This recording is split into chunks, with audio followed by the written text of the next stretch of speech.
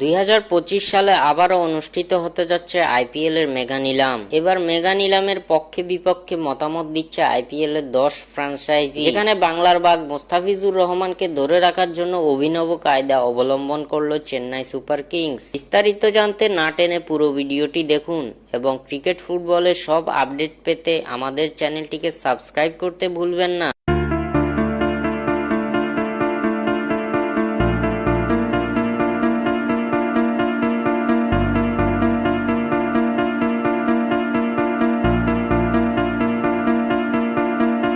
ভারতীয় cricket board BCCI এর হেডকোয়ার্টারে 2025 IPL এর মেগা নিলাম নিয়ে বৈঠকে বসেছে আইপিএল এর 10 দলের মালিক পক্ষ।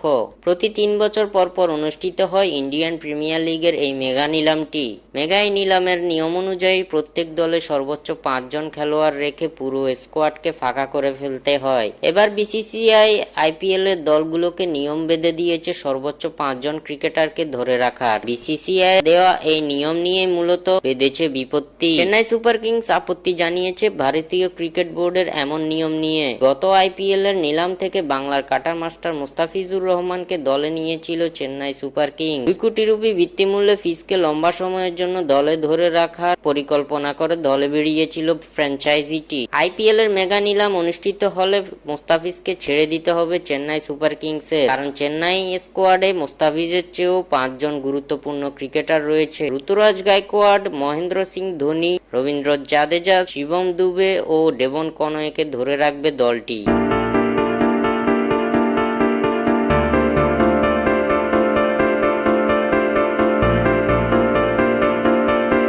যার জন্য কপাল পুড়বে মুস্তাফিজের। তবে মুস্তাফিজকে দলে ধরে রাখতে অভিনব কৌশল অবলম্বন করতে যাচ্ছে চেন্নাই সুপার কিংস।